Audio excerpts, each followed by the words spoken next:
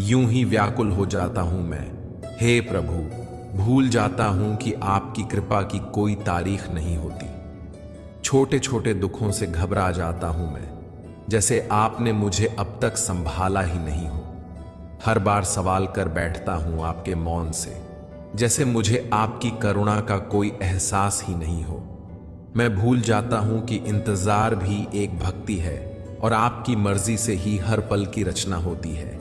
जय श्री कृष्ण मित्रों, आप सुन रहे हैं श्रीमद् भगवत गीता की एक शानदार श्रृंखला जिसका नाम है भगवत गीता की सीख। और आज हम जानेंगे कि श्रीमद् भगवत गीता के 7वें अध्याय से क्या सीखा जा सकता है, और वह भी बहुत ही सरल भाषा और आसान से शब्दों में। श्रीमद् भगवत गीता के 6ठे अध्याय में हमने यह जाना कि एक सच्चा योगी कौन होता है और योगी बनने की प्रक्रिया क्या है। अब 7वें अध्याय में भगवान श्री कृष्ण हमें इस सृष्टि के गहरे रहस्यों से अवगत कराते हैं।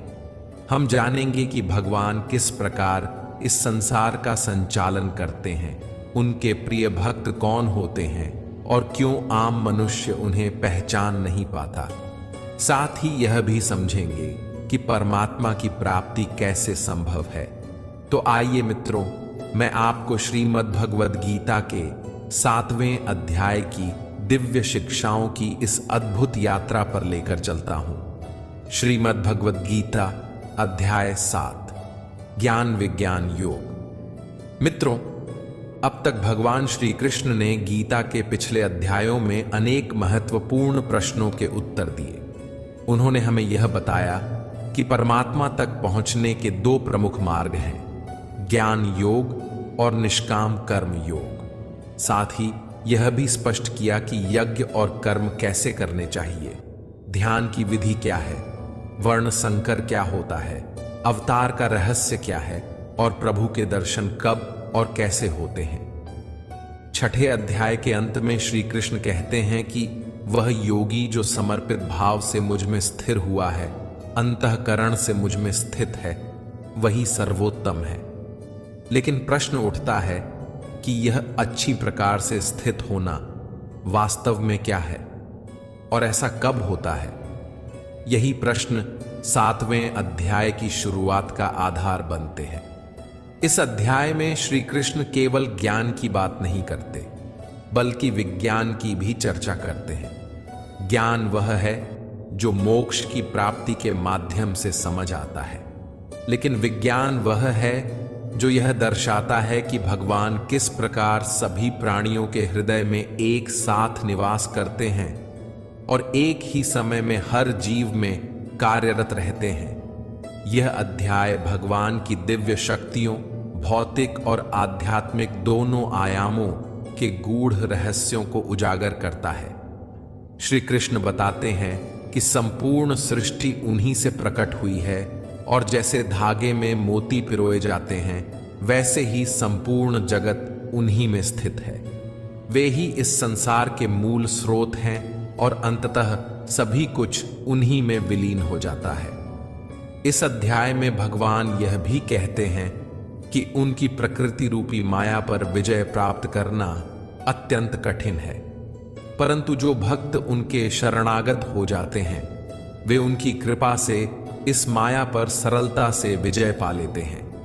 आगे चलकर भगवान श्री कृष्ण बताते हैं कि उनके शरण में न आने वाले 4 प्रकार के लोग होते हैं और उनके प्रति पूर्ण भक्ति में लीन रहने वाले भी 4 प्रकार के भक्त होते हैं। वे उन भक्तों को सबसे प्रिय मानते हैं जो मन और बुद्धि को परमात्मा में लीन कर ज्ञान में स्थित रहते हुए उनकी आराधना करते हैं। वहीं दूसरी ओर कुछ लोग सांसारिक इच्छाओं में उलझे होते हैं। उनकी बुद्धि कामनाओं से मोहित होकर स्वर्ग के देवताओं की शरण में जाती है, लेकिन श्री कृष्ण स्पष्ट करते हैं कि ये स्वर्गिक देवता केवल अस्थाई और भौतिक सुख ही दे सकते हैं, और वह भी तभी जब भगवान स्वयं उन्हें यह शक्ति प्रदान करे। इसलिए श्री कृष्ण यह दृढ़तापूर्वक कहते हैं कि भक्ति का सर्वोत्तम और उचित लक्ष्य केवल परमात्मा स्वयं है। वे ही परम सत्य हैं, वही अंतिम गंतव्य है। वे सर्वज्ञ, सर्वव्यापक और सर्वशक्तिमान हैं, शाश्वत दिव्य गुणों से युक्त। परंतु उनका यह दिव्य और अविनाशी स्वरूप उनकी योग्य माया से ढका होता है, जिसके कारण अधिकांश लोग उन्हें उनके असली रूप में नहीं पहचान पाते। लेकिन जो सच्चे मन से उनकी शरण में आते हैं, उन्हें भगवान स्वयं अपना दिव्य ज्ञान प्रदान करते हैं। इस दिव्य ज्ञान के माध्यम से भक्त उन्हें जानने में सक्षम हो जाते हैं और आत्मा तथा कर्म के गूढ़ रहस्यों को भी समझ लेते हैं।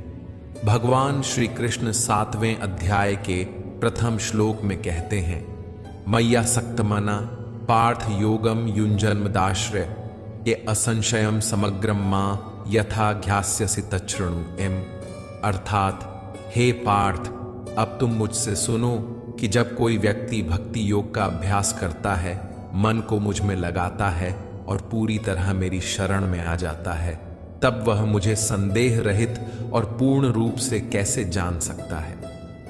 इसके बाद श्री कृष्ण कहते हैं, अब मैं तुम्हें वह संपूर्ण ज्ञान और विज्ञान बताने जा रहा हूं, जिसे जान लेने के बाद इस संसार में जानने के लिए और कुछ बाकी नहीं रह जाएगा। लेकिन हे अर्जुन, हजारों मनुष्यों में से कोई एक मुझ तक पहुंचने का प्रयास करता है और उन प्रयास करने वालों में से भी कोई बिरला ही वास्तव में मुझे जान पाता है, मुझ में पूर्ण समर्पण और प्रेम करता है। फिर भगवान प्रकृति के तत्वों की बात करते हुए बताते हैं, यह जो पृथ्वी, जल, अग्नि, वायु, आकाश, मन, बुद्धि और अहंकार हैं, ये मेरी अपरा शक्ति के 8 घटक हैं, जो जड़ प्रकृति कहलाती है। परंतु हे महाबाहु अर्जुन, इसके अतिरिक्त भी मेरी पराशक्ति है, चेतन शक्ति, जो संपूर्ण सृष्टि को धारण करती है, और वह है जीवात्मा। यही जीव शक्ति इस संसार के समस्त प्राणियों की जीवन ऊर्जा है। यह प्रकृति अनादि है और सनातन रूप से चलती आ रही है। तुम यह जान लो कि इस जगत के समस्त प्राणी मेरी इन्हीं 2 शक्तियों, जड़ और चेतन, के संयोग से उत्पन्न होते हैं। मैं ही इस समस्त सृष्टि का मूल कारण हूं और अंततः यह सब मुझ में ही विलीन हो जाता है। भगवान श्री कृष्ण अर्जुन से कहते हैं, हे अर्जुन, इस समस्त ब्रह्मांड में मुझसे श्रेष्ठ कुछ भी नहीं है। सारा संसार मुझ पर उसी प्रकार निर्भर है जैसे धागे में मोती पिरोए होते हैं। फिर भगवान अपने व्यापक स्वरूप को समझाते हुए कहते हैं, हे कुंती पुत्र, मैं ही जल का स्वाद हूं, सूर्य और चंद्रमा का प्रकाश हूं, मैं ही वेदों में पवित्र ओंकार हूं, मैं आकाश में गूंजती ध्वनि और समस्त प्राणियों में विद्यमान सामर्थ्य हूं।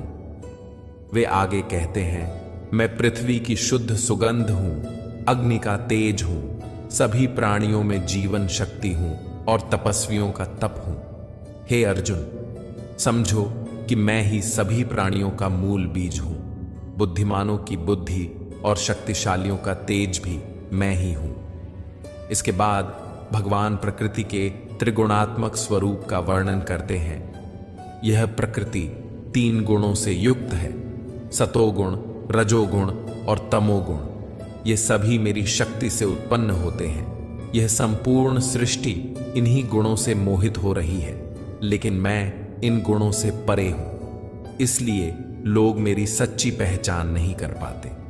श्री कृष्ण बताते हैं कि यह दिव्य शक्ति माया अत्यंत बलवान है और इसे पार कर पाना कठिन है, लेकिन जो मेरे सच्चे शरणागत होते हैं वे मेरी कृपा से इसे सहजता से पार कर लेते हैं। भगवान यह भी स्पष्ट करते हैं कि 4 प्रकार के लोग मेरी शरण में नहीं आते। वे जो ज्ञान से वंचित हैं, वे जो अपनी हीन प्रवृत्तियों में लिप्त रहते हैं, वे जो आलस्य और भ्रम के कारण सत्य को स्वीकार नहीं करते, और वे जो आसुरी स्वभाव वाले हैं। ये लोग माया के जाल में फंसे रहते हैं और ईश्वर को समझ नहीं पाते।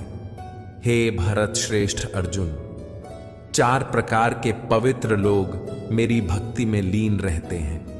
कोई दुख और संकट में मुझे याद करने वाला, कोई ज्ञान की जिज्ञासा रखने वाला अर्थात मुझे जानने की इच्छा रखने वाला जिज्ञासु, कोई संसार के स्वामित्व की अभिलाषा रखने वाला, और कोई जो पहले से ही मुझे जानने वाला परम ज्ञान में स्थित ज्ञानी। इनमें से मैं उन्हें श्रेष्ठ मानता हूं जो ज्ञान युक्त होकर मेरी आराधना करते हैं, मुझे भजते हैं और दृढ़ता पूर्वक अनन्य भाव से मेरे प्रति समर्पित होते हैं। मैं उन्हें बहुत प्रिय हूं और वे मुझे अत्यंत प्रिय हैं।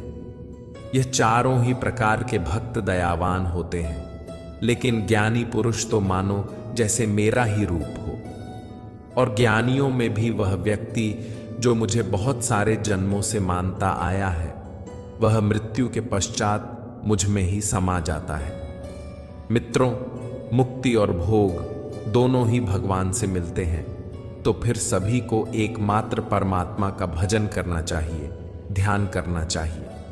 फिर भी लोग इधर उधर क्यों भटकते हैं? इस प्रश्न को 7वें अध्याय में भगवान श्री कृष्ण स्पष्ट करते हैं। वे कहते हैं, आप जहां जहां जा रहे हैं वहां मैं तो हूं, लेकिन वह तरीका, वह विधि सही नहीं है। भगवान बताते हैं कि कामनाओं ने यानी इच्छाओं ने जिनके मन को हर लिया है, वे मुझसे भिन्न अन्य देवताओं की शरण में चले जाते हैं। जो भक्त अपनी किसी इच्छा पूर्ति के लिए जिस जिस देवता के स्वरूप को जिस श्रद्धा के साथ पूजना चाहता है, मैं उसी देवता के प्रति उसकी श्रद्धा को स्थिर कर देता हूं और वह भक्त उन्हीं देवताओं को प्राप्त हो जाते हैं। लेकिन यह फल ज्यादा समय तक नहीं चलता। और यदि कोई भक्त किसी भी प्रकार से मेरी ही पूजा करता है, तो उसे मैं अपना ही बना लेता हूं। जो मूर्ख मुझे जन्म लेने और मरने वाला मानते हैं, वे मुझे प्राप्त नहीं कर पाते। मैं भूतकाल, वर्तमान और भविष्य तीनों कालों को जानता हूं, जबकि श्रद्धा रहित लोग मुझे नहीं जान पाते। आखिर कोई भगवान को क्यों नहीं जान पाता है? इस पर श्री कृष्ण कहते हैं, हे अर्जुन, हे भरतवंशी, इच्छा और द्वेष के वशीभूत होकर संसार के जितने भी मनुष्य और प्राणी हैं, नर नारी, सभी मोह को प्राप्त हो जाते हैं, इसलिए वे मुझे जान नहीं पाते। इस पर भगवान श्री कृष्ण कहते हैं कि बस जो पुण्य कर्म करते हैं, जिसे आराधना कहते हैं, तप कहते हैं, योग कहते हैं, ध्यान कहते हैं, अभ्यास कहते हैं, चिंतन कहते हैं, जो ऐसा करते हैं, जिन भक्तों ने अपने पापों को नष्ट कर दिया है, वे इन सभी मोह माया से मुक्त होकर अंत में दृढ़ रहकर उसी मार्ग पर टिके रहते हैं और मुझे भजते हैं। वे मेरी शरण में आकर उस चक्र से, जिसे जन्म और मृत्यु का चक्र कहा जाता है, मुक्ति पाने का प्रयास करते हैं। जो भक्त इस सांसारिक मोह और माया को छोड़कर श्रेष्ठ कर्मों का आचरण करते हुए मेरी भक्ति करते हैं, वे इस मृत्यु के बंधन से मुक्त होकर अंततः मुझ में ही समा जाते हैं। मित्रों, आज के समय के अनुसार श्रीमद् भगवद गीता के 7वें अध्याय का सार इस प्रकार समझा जा सकता है। जब हम अपने जीवन में कोई लक्ष्य तय करते हैं, तो समय के साथ हम अक्सर उस लक्ष्य को भूलने लगते हैं। इसका कारण है जीवन में आने वाले अनगिनत भटकाव। जैसा कि भगवान श्री कृष्ण ने कहा, माया के जाल में फंसा हुआ व्यक्ति भगवान को भी भुला देता है। उसी प्रकार कई बार बहुत परिश्रम करने वाला व्यक्ति भी अपने मार्ग से भटक जाता है और सोचने लगता है कि लक्ष्य वगैरह सब निरर्थक है। अभी तो जीवन का आनंद लो, कल क्या होगा कौन जानता है। भगवद गीता में ऐसे लोगों को भगवान श्री कृष्ण ने मूर्ख कहा है, अर्थात वे जो यह भी नहीं समझते कि जीवन में आने वाले भटकाव केवल उन लोगों की परीक्षा लेने आते हैं जो वास्तव में परिश्रम कर रहे होते हैं। कोई व्यक्ति इन भटकावों में उलझ जाता है तो कोई उन्हें पार कर सफलता प्राप्त कर लेता है, और जो निरंतर बिना रुके बिना डिगे अपने लक्ष्य की ओर अग्रसर रहता है, वही व्यक्ति जीवन में सच्ची सफलता का अधिकारी बनता है। मित्रों, आशा है कि आपको श्रीमद् भगवद गीता के 7वें अध्याय की यह सरल और सारगर्भित व्याख्या अवश्य पसंद आई होगी। आपने इस अध्याय से क्या सीखा? कृपया हमें कमेंट के माध्यम से जरूर बताएं। यदि इस व्याख्या में मुझसे कोई त्रुटि रह गई हो तो मैं हृदय से क्षमा प्रार्थी हूं। जल्द ही हम श्रीमद् भगवद गीता के 8वें अध्याय की एक और सरल और सुंदर व्याख्या के साथ फिर मिलेंगे।